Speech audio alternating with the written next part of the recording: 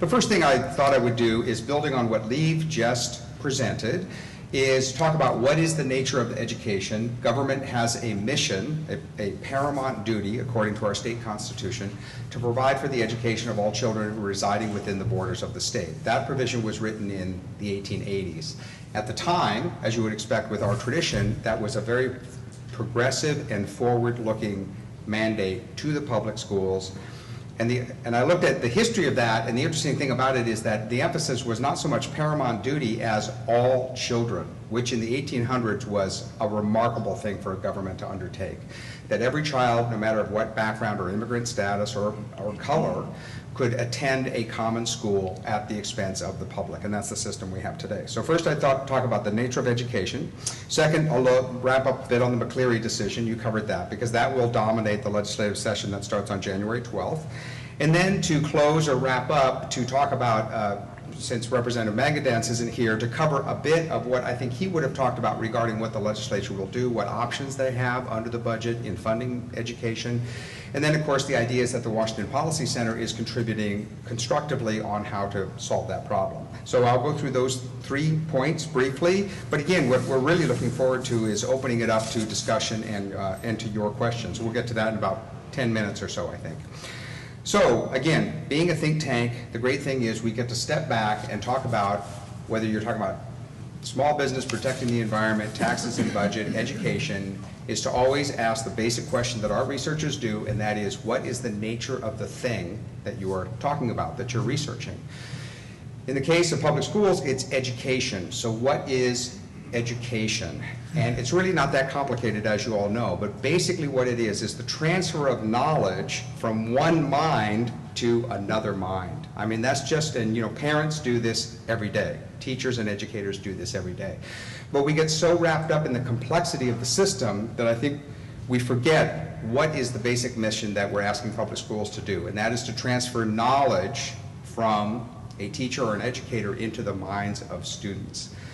Since we look at what government does all the time in almost every area, we find that there are limitations in what a big bureaucratic organization can accomplish in order to get this done.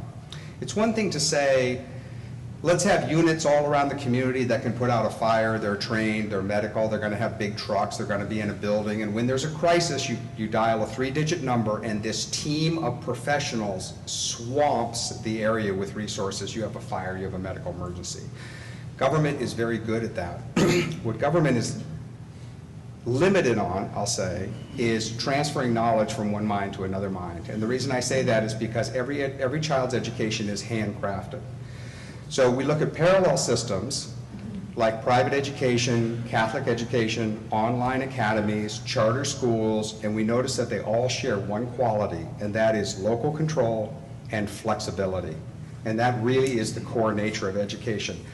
Constantly adapting even day-to-day lessons, and of course any teacher will tell you this. Every child is different, they're at a different stage. Even though you might have one lesson plan for 25 kids, the way it actually carries out is constantly adapting and adjusting based on what that child's needs are. Public education does this, private education does it. From a policy point of view, our main goal in education policy for the government is to enhance or support that interaction between the educator and the child who's learning, the student. So that's the nature of education, and you'll see that the theme through all of our recommendations is always going to boil down to parental involvement, local control, and flexibility. The flip side of that is what often is the way that school districts work, especially Lieve and I live in Seattle. I've had kids in public school in Seattle, and I can tell you, it is the most top-down bureaucratic organization. It's like having the Social Security Administration trying to educate your kids. They're extremely opaque. They don't listen to parents. I could give you lots of stories. But the basic point is that The system that certainly Seattle and some school districts around the state have inherited over the course of a century is highly centralized, bureaucratic, top-down. At my house, every spring, we get a letter that says, your child has been assigned to such and such middle school. You can ask for a different assignment, you can get into the appeals process, you can go through all these processes, and a lot of smart, motivated parents do exactly that. They work the system on behalf of their kid. If you talk to a special needs parent, they know every wheel and nook and cranny and form and website in order to get what their kid needs. But what they're working against is this bureaucratic system. So Leave is actually written very well on the history of public education and how it developed in the 19th century as being a batch system during the Industrial Revolution. The idea was how to take in thousands of kids, give them an education, and then graduate them, being ready for the workforce. That system, we would argue, is breaking down today under the pressure of the modern world, where there's increasing diversity, more technology, more different access to education. And that is the challenge that the court and the legislature are facing with the McCleary decision. So shifting to the second part of what I was referring about, is that the weakness we see in what the Supreme Court is trying to do with McCleary is sort of, it's like pushing a string. They're continuing to sort of force this traditional system with really one policy tool, and that is adding more money. So the number one result that has come out of the McCleary decision, although the decision is 40 pages long, it talks about reforms, it talks about the history of education in our state, but what it all boils down to is add more money to the existing public school system. In our view, that's exactly the problem that they're having. Our Supreme Court has been down this road before. 30 years ago, there was a Doran decision in the 1970s that said exactly the same thing: add more money to public education. Again, as Leave could tell you in tremendous detail, spending per student on public education has increased tremendously. We spend more than $10,000 a year per student on education. That's more than your typical Catholic school charges, for example, in most communities. So we would argue that there's plenty of money in the system, but you can talk back and forth about whether it should be this dollar amount or that dollar amount. But the problem that the McCleary Court is having is a competition between the two branches. And Congressman Hastings spoke eloquently this morning about our constitutional system and how our freedoms work. And so the three branches of our government are pushing against each other when it comes to public education. And that's been the drama over the last number of years, since 2007 when the case started. And so I think what you're going to see is that continuing friction or controversy going forward into the legislative session. So the state Supreme Court has said, and as a constitutional scholar, I'm fascinated to watch this drama play out. Okay, Supreme Court, you know, you're ordering the legislature to put more money into a particular public program. Let's see how you're going to enforce that. And it was a surprise to me when they had the hearing during the fall in September and the Supreme Court said, we're going to hold the legislature in contempt. Great. What does that mean? It's never happened before. It's one thing if a policeman pulls you over and says, I'm going to give you a speeding ticket. Okay, now we might not know how many dollars that is, but we know exactly what that procedure is. And if we tell the cop to go jump in a lake, we also know what's going to happen after that. Okay, so we all know this scenario. This is an area where nobody has any idea. I think that the justices don't know what's going to happen, literally. And the reason I say that is because they divided the question. I couldn't believe reading the news that afternoon. They held them in contempt, and nothing happened. So there were no sanctions, no penalties. Leave touched a little bit on what could happen. This is all speculation. We've talked to constitutional scholars, former judges in the state. What does sanctions look like? Well, it can be anything. Putting state lawmakers in jail, fining state lawmakers $100 a day for every day that they don't fund education. Our question was, okay, does that apply to the lawmakers who were in office in 2012 when the decision came down, or the ones that are in office today? Or, what about the lawmakers that were just elected in the 2014 election? They had nothing to do with funding education until they're sworn in about a week or so. So these are the problems that the court is wrestling with.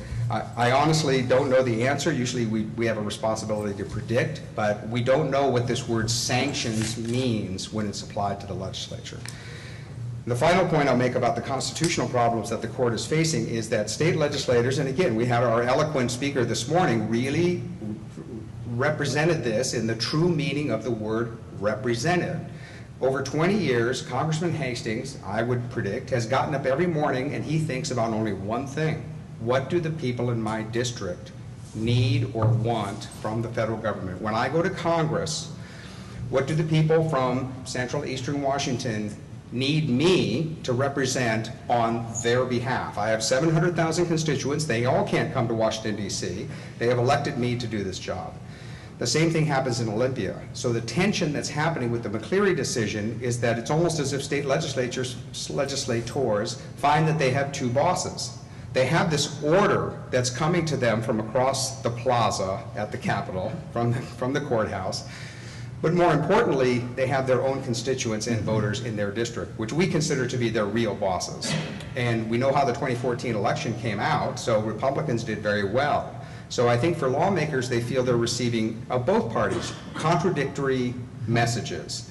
On the one hand, the court is ordering them to put billions of dollars more into public education, going from $16 or $17 billion to more like $20 billion for every two-year budget. But at the same time, I think representatives who are very skilled at listening to the people in their community are not hearing that same, at least, or not as strongly, that same message from the voters. So I think that tension will continue. And then, so looking forward to what's going to happen next. So this is the part I think that Representative Maganance was going to cover, a little bit about McCleary, the pressures there, the Initiative 1351 class size. So each of these can have a price tag. So if McCleary is, what, $3 billion more in education, let's say, the class size initiative might be $1.4 billion if it's, quote, fully funded. The governor is asking for a pay raise for state workers. There's the natural growth in government, and there's increases in entitlements and Medicaid spending. So when you add all those things together, at least from the governor's point of view, he's saying that we need to increase state spending by about $6 to $6.5 billion, going from around $34 billion that we spend now to about $40 billion. The good news from the budget point of view is that because of the recovery and natural growth in the economy, and of course what we would say is the hardworking effort of the people of Washington State, tax revenue is actually going up by about 8%. So if there's no tax increases, this is the global budget. If the state legislature does nothing regarding increasing taxes, revenues will increase about $2.9 to $3 billion in the next two-year budget. So that's the overall perspective. The governor has a list of priorities. Education is one of those. He says, you know, his list of priorities adds up to $6.5 billion. The taxpayers of our state, all of us, are providing not only every dollar we provided in the last budget, but $3 billion more. So the budget will increase to around $36 or $37 billion just by doing nothing on taxes. And the trick is for the legislature to get those to fit. So the overall debate is going to be over whether there should be a tax increase, whether we're going to fund $6.5 billion as the governor is pushing for, or closer to $3 billion, which is the natural increase of revenue. Back on education, if the government, if the legislature focused solely on McCleary and funding education, they have more than enough dollars to get that done. In the last budget, they added $1 billion to the budget. On education, that's like a down payment. You can consider this to be the second payment under McCleary. They could easily add $1.5 billion to public education. I mean, there's a point where even a bureaucracy can't absorb money so fast. When Representative Hastings mentioned that they balanced the budget in the 1990s, the primary reason for that literally was that they couldn't spend it fast enough. The 90s was producing so much revenue for the federal government that revenues were streaking past the spending levels that Congress had passed. All Congress had to do was just moderately hold the line on increases in spending, and the budget balanced. The same effect is happening today with Washington State, and that's the exciting news about the session that we're going into. With $3.5 billion more in revenue, they can fund McCleary to the extent that that's needed and still have money for other policy priorities within the government. The political problem that the governor, I think, is going to be facing, and this is more just my commentary, is, first of all, he promised he would not raise taxes, and then he's proposing a big tax increase. So immediately he's having a credibility problem in the sense that he ran on a platform that he wouldn't increase taxes. He knows it's unpopular. An income tax was defeated in our state by a big margin, and yet here he is proposing a tax increase. So I think that's going to create some tension for him.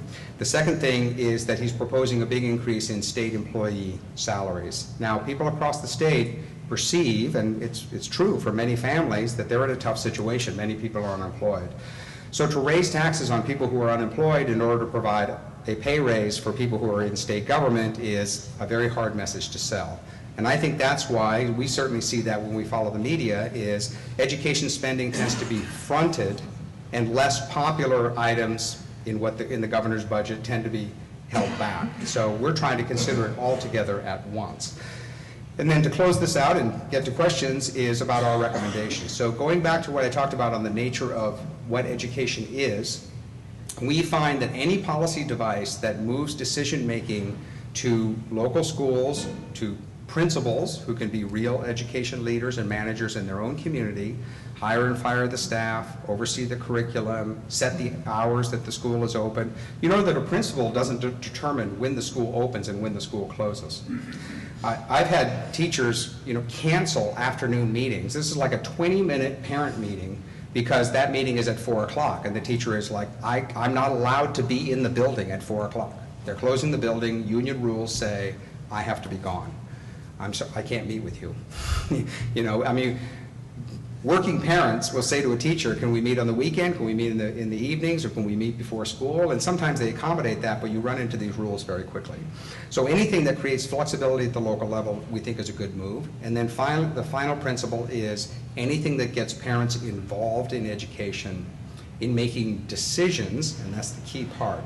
So you'll hear a lot of sort of lip service, and again, we've been involved with the PTA and local schools and raising money for the school. It's all a great cause, but parent involvement always seems to mean going along with whatever program the school has already predetermined or dictated. Heaven forbid that you would come to the school with your own ideas about education for your kid. Like, this third grade teacher is not working out for my child. Can I get a different teacher? And again, good luck trying to get that to happen. Sometimes they accommodate.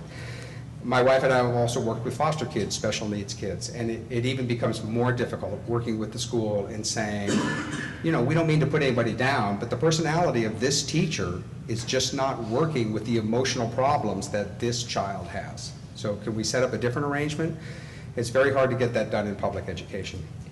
So the policy devices that would make that happen are charter schools, which are open and flexible. They're locally controlled. We enacted a charter school law, but it's limited to only 8 charter schools a year can open in our state out of more than 2,000 schools that we have. So if the legislature would consider lifting the lid on charter schools to allow local educated leaders and parents to come together to start a school, any kind of voucher or scholarship, we like to point out that things like veterans benefits, Pell Grants, food stamps, most welfare, housing assistance, even Social Security itself, these are all government programs that function as a voucher. The recipient controls what happens to that aid or assistance that they receive. Education is one of the few areas in public service where the recipient, the family, doesn't receive any kind of resource that they can control. It's all in kind. You send your child to this building at this certain time, and then they leave at 3:15. So if the government could move towards a system, and other states have done this, Leave has a resource book from the Friedman Foundation that talks about education choice in other states. And what the exact program is less important than the principle that the parents would control either choice of school, the funding through a voucher, some kind of transfer, online education, a charter school, any device or mechanism that moves the decision point to parents who can then make flexible decisions as needed. Human nature being what it is, and we present this idea and people are like, well, the local schools would just empty out. But most people are satisfied with their local school, want to be involved, and want to support it. Also, human nature is such that I think 80% or 90% of people would just do exactly what they're doing now. In fact, they might not even know that they have an option, which is fine. If they're not dissatisfied, there's no reason to change. But the 10 or 15% of families who want a more tailored situation, or maybe want to move a child from one school to another school, as in any marketplace, cell phones, airlines, real estate, those who make the changes indicate a shift in the market, and it sends a signal to a public school that says, why did we lose 60 families last year? There must be a reason that people are leaving our school. What can we do to turn that around? And I say that that works because that's the way private schools operate all the time. If private schools hear from a number of parents who are dissatisfied about a particular teacher or a program or a procedure that they have, the private school knows that they must address that and adapt or change, otherwise they will continue to lose people. And when a public school has a captured audience, there's not much incentive for them to change. But let me wrap it up there and go to questions and our discussion. Thank you, Paul. We're going to go, whoops, I'm sorry about that, I won't touch it. We're going to go to questions, but I'm going to start off the questions with a couple of pointed questions for him, and then we'll open it up to all of you. Tough questions. Okay, here's the toughest one. What do we do about the McCleary, what should the legislature do about the McCleary contempt order? I mean, what can they do? So in a way, I think through, if you're a state lawmaker and you've been, quote, held in contempt, what does that mean? So I think in practice, what legislators are really concerned about is sending a message to the public that they're concerned about public education and they want to do something about it. So in practical terms, I think they will put some negotiated dollar amount increase into K-12 public education, $800 million, $1 billion, $1.5 billion, and then they'll turn, the legislature has lawyers. Okay, so then they'll send their lawyers to the court and argue, we heard your contempt order and we're trying to comply with it, and this is how. Whether the court accepts that or not is the great unknown. If they don't accept it, and again, as a scholar, I'm intensely curious to think about what they're going to do next. So what do sanctions mean? I guess we'll find out about that. Thank you. The second and last question I have is related to an editorial that is in your packet, written by former respected Senator and Democrat Jim Castema, who served in the legislature for 16 years, and he wrote an editorial in the Seattle Times on December 27th, I think it was, and he indicated that he had changed. He was in the Senate when the legislature was considering this 2261 bill in 2009, which is the crux of the problem that the legislature faces, and he indicated in that editorial that he would have changed, that he was told by Senate staff attorneys that a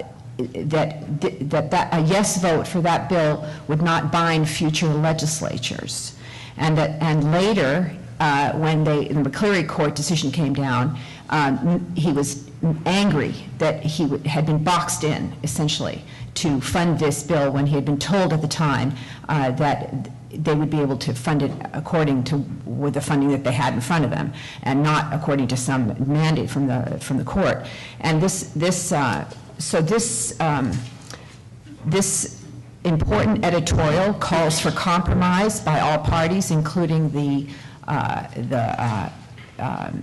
Supreme Court, saying he's saying to the Supreme Court, allow legislators to change their mind about this funding, as I have changed mine. And his vote was a close vote in 2009, 26-23, and his no vote may have swayed passage. It swayed the other legislators not to pass it. So this is, I think, is a very important editorial, and I'm curious about what Paul thinks about his suggestion that that the legislature re-examine 2261 and decide what parts of it to keep and what parts of it to throw out. So he's being a legislator, he's being a representative, as I mentioned before. Even though Senator Castema is no longer in the legislature, he served for 20 years, 10 years? 16 years. 16 years. 16 years. In any case, he knows what he's talking about. He was there when the bill 2261, which becomes technical, but But that set the basic definition of what education is and how much it should be funded. So the whole McCleary case is a contention over what 2261 means, what is basic education, and how many dollars should be put into it. What Senator Castema is pointing out is the natural flexibility that elected lawmakers assume that they always have. We have elections every 2 years. A senator serves for 4 years, and each time a new lawmaker is elected or a lawmaker is re-elected with a new mandate, they have spent months, if not years, listening to, and I noticed in politics, the most skilled people are the ones who listen to their constituents. So, no, it's not. Okay.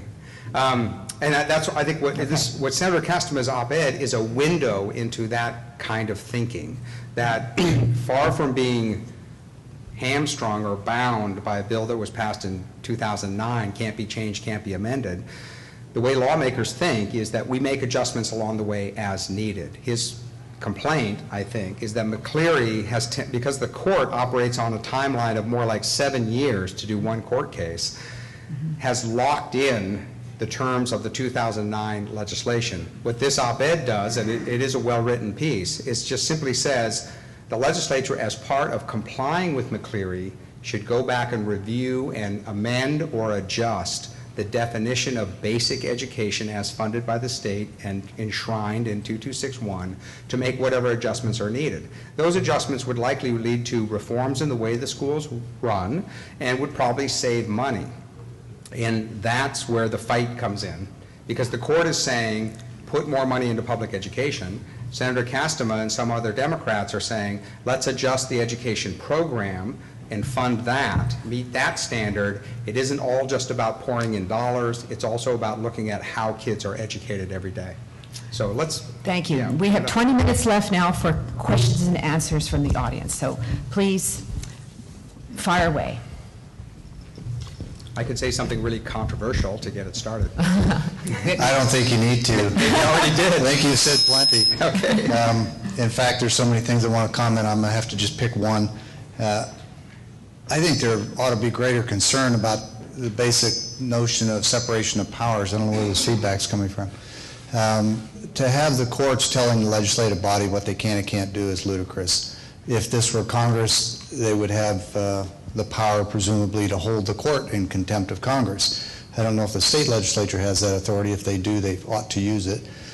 Secondly, the fact that legislation that was passed previously, 2261 or anything else, can't be repealed by the very same body that has the authority to amend our state constitution is also ludicrous. Right. And I have to wonder if 1351 wasn't designed as much as anything to reduce class sizes in an era when we don't have money to build new schools, to simply put 2 teachers in the same classroom, divide the number of students, and claim that we've reduced class size and double the population of union favoring teachers.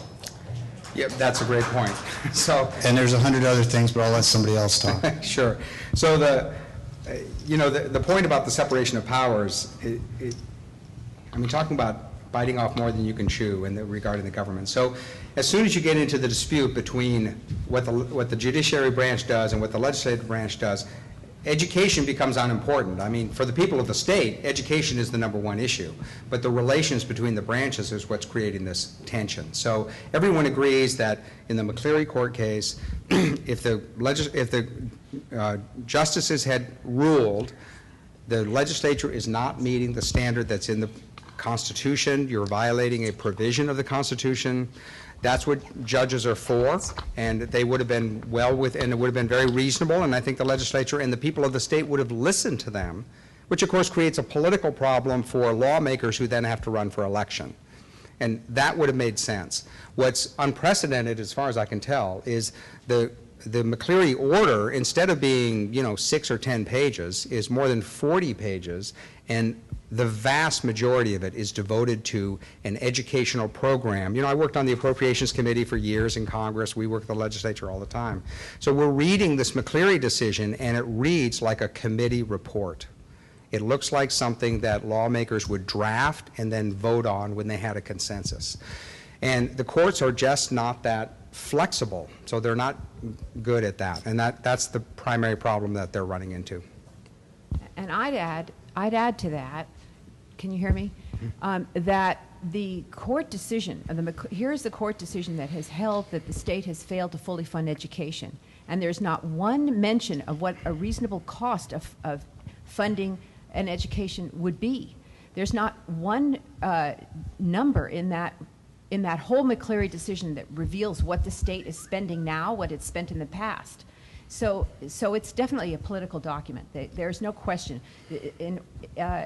The court decided to retain jurisdiction, which it has never done before. So they have. What does that mean? I mean, retain jurisdiction to force the legislature to comply. This has never been done in the history of the state. It is the legislature has never been held in contempt by the court in the past. They have been said to have ventured into uncharted waters, and there's no question that that's true. The separation of powers issue is a very true and real one, and will be addressed, I'm sure, by this coming legislature. And I worry that the legislatures will individual legislators will get so angry at the court that they will act irrationally, and we won't be able to get a reasonable compromise. I mean, they just need to defend their constitutional duty, these legislators, for which they've been elected, which is to define and fund the program of education. It is their responsibility to do it, and they mustn't give it over to 9 judges who don't know how to write a budget, who don't know how to set policies, who don't know much about education policy at all. So that's the way I see it. Here's Aaron. So why the lawyers are going to do the dance on McCleary between the legislature and the judges, let's put all that aside for a second. Right. And quite honestly, what is just the right thing to do for education? What are the suggested reforms? Because I think that's our responsibility to our representatives, and then our representatives have a better position to defend their position. But I'd like to understand, what are the true educational reforms? Because that's when you are able to enact the reforms, then you can get to the money question. Then what does it cost? So you've got the cart leading the horse instead of dealing with the issue. And in the end, it's about the kids, and it's about what we need to do the right thing. Absolutely. Great point, and a great way to bring our discussion. I could talk about the court all day long, but this is really what people care about, and you're exactly right. So, separate from the whole years-long saga happening with the McCleary decision going through the judicial branch, the legislature has been doing its normal consideration and debate of different bills. And so the Senate has actually passed a whole series of reform bills that haven't been enacted into law, but they're using committee hearings and drafting to create exactly the kinds of ideas that you're talking about, and we'll just throw out a few. So one is enhanced teacher evaluations. One is flexibility in the hiring and firing of teachers. One is to end rigid seniority rules, which is last hired, first fired. There are cases of, where younger teachers are let go even though they're the most effective because another teacher has 15 years of seniority. There are quality reading standards in the 3rd grade, saying every 3rd or 4th grader should meet a certain reading standard before they can go on to the next grade. I'm not saying we're necessarily in favor of all of these. We have, Washington Policy Center has their suspicion about testing, because again, it doesn't have that flexibility that we were referring to. But these are all ideas that have percolated up mostly in the state Senate. And again, I think because senators have been listening to their constituents saying, what are the ideas that improve the direction of the schools? So now those tend to be resisted in the House, which has a Democratic majority, and the governor, who's a Democrat, tend to be against these changes. And now we get into the sensitive area of what is the role of the union. So the union is very much involved in defending the status quo in education. And that's where reform ideas tend to get blocked. So we can have a debate about how that process should work, but the way that Olympia has been functioning is a whole series of ideas, good or bad, depending on how you look at them, have been percolating up in the Senate. And in the last session, every single one of them was killed in the budget process in order to get to a number that the governor would sign. So that's just our government working together. But as far as actual ideas go, there are specific things that can improve the public schools. And as I said, any principal, and that's why Leave was pointing to our study that has 8 ideas. But one of the major ideas in here is put the principal in charge of running the school. So, and that includes hiring, firing, spending, curriculum, building hours. And, we didn't invent these ideas. So we look at other states and see what they're doing. And when we see charter schools in California that are open on Saturday, we're thinking, why can't that be possible here? Extended hours, every teacher has a cell phone that the students have the teacher's cell phone number, and the teacher agrees, my students can call me in the evening if they need help with their homework. Now, union rules are just like, there's no way that you're going to talk to your teacher after 5 o'clock. It's just not allowed. So anything that gets that kind of flexibility into the schools is moving in the right direction. You also might tell your legislators about the Vergara lawsuit that's been filed in California, where a lower court judge held unconstitutional, as a matter of constitutional policy, teacher tenure laws, and teacher assignment laws and seniority assignment rules, because they have a disproportionate effect in harming the education of disadvantaged children. And that lawsuit is now going to wend its way through the courts in California, and a similar lawsuit has been filed in New Jersey. And I predict that those lawsuits are going to blossom and spread, and will come to this state too at some time. So those are the three policies reformers are going after: teacher tenure, seniority assignment rules, and the assignment of teachers to schools. The key point there on that court case and why the Vergara decision made national news is that for the first time in history, a group of parents sued the school district on behalf of the civil rights of their students. So it was a civil rights lawsuit saying that union regulations were denying access to a quality public education. And we may see a debate like that here in our state too. Any other questions? Yes, I had a question, but I did want to make a comment on the not being able to meet with parents after 5 because of unions. I want to bring up the fact that safety is the bigger issue. 40 years ago, when I was doing my student teaching, the school, we couldn't go before school, after school, or on weekends because the school alarm system to protect the building was turned on at a certain time. Nowadays, when I first taught, I did home visitations to parents. I can't do that now. I don't teach anymore. I retired 10 years ago, but I couldn't do that when I retired because of safety issues. So there are other issues. Sure, other considerations. Yeah. Okay, I had a question about the proposed schools that I see for charter schools. Many of them aren't being approved and accredited. How would lifting the lid on charter schools help when so many now are being proposed that haven't been approved? Yeah, that's a great question. And so briefly on your first point regarding meetings and safety, you're exactly right, and that's why we argue for flexibility, so that these issues are worked out depending on whatever this particular situation is with a school. That's a great point. Secondly, on charter schools, we've been tracking this process very closely, and the reason that more charter school applications haven't been approved is because, in our opinion, the State Charter School Commission is taking a very restrictive approach to approving applications. We've seen very high quality and very energetic and exciting applications to open a charter school in areas like Yakima, for example, and the Charter School Commission just shut them down. And I mean, these are people who have submitted a 500-page application. They have a volunteer board, they have qualified teachers, they have funding, they have a principal, and the Charter School Commission is just setting a very high regulatory bar. In defense, we've met with them and asked why. So in their defense, they're thinking charter schools need to be the highest quality, the elite, the best, or they shouldn't open at all. That's their approach.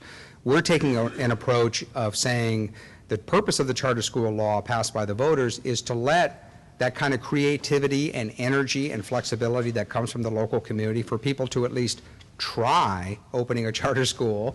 And because life is comparative, we're not looking for a choice that is, my choice is not compared to what's perfect. What people want for their kids is it better than what we have now? And I can tell you in a lot of communities, and Leave has the numbers, public schools are underserving children. I mean, some schools in Seattle have a 50% dropout rate. And these are kids who just have no future because they're not going to finish their high school.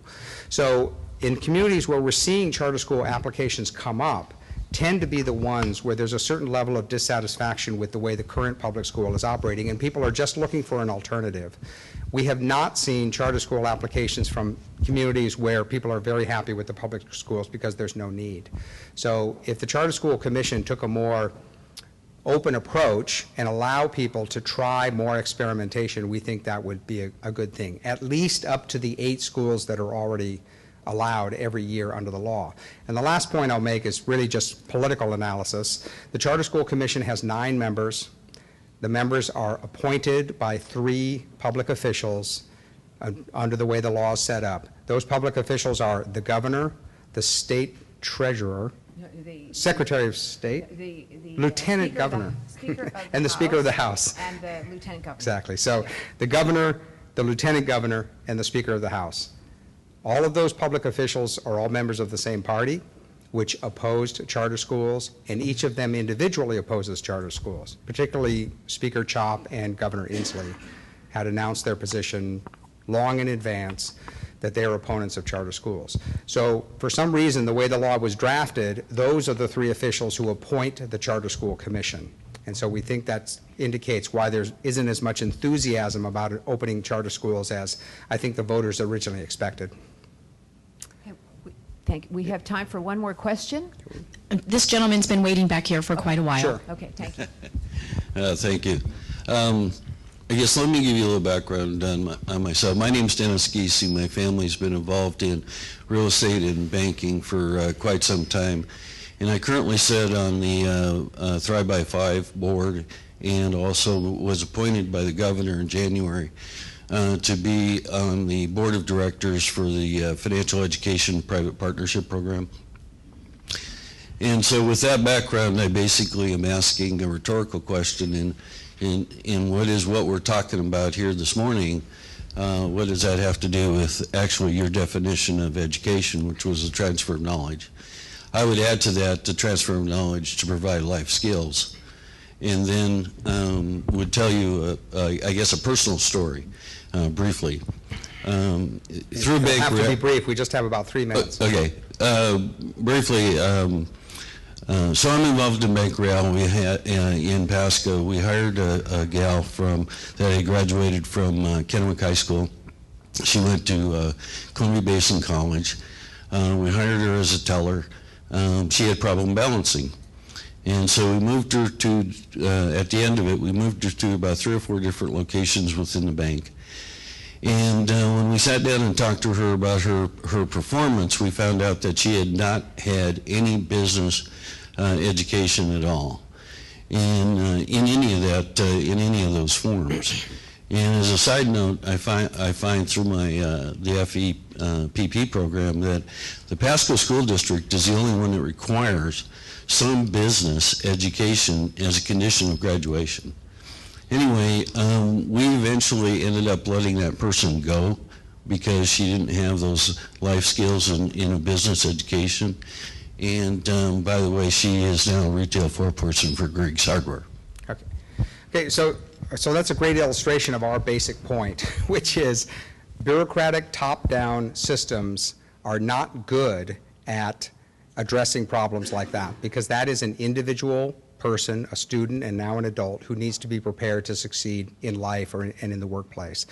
And I think certainly anyone who's been a parent knows that one of the most exciting things about being a parent is you don't know what this little person is going to become. It's just exciting to watch a child grow and develop and have a personality and interest and skills that literally didn't exist before.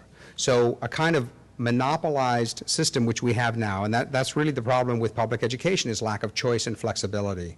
And so as parents see their kids grow up, they know that they need different skills, different education, and the person that you're referring to, if they had expressed an interest in that area of banking and balancing and working with numbers, that's something that they could have fostered and developed within education as the opportunity arises. Another person might not be so well cut out for that. So the basic argument we're trying to make is to avoid a kind of cookie cutter approach where we say every student, there are basic skills in reading, math, science that every educated person needs to know. They need to know civics, how our government works. So a core curriculum a basic education is needed for everyone. But where the flexibility is needed is families making choices based on the future that they see for their kids. And I guess that's I'm picking up on the example that you're giving, is that that person comes from a family when they were younger. If that family had the choice and flexibility to direct their life skills in a way that would make them prepared for whatever business or choices that they chose to go into. Instead of, it sounds like what you're describing is they tried one thing and failed at that and then had to go and try something else.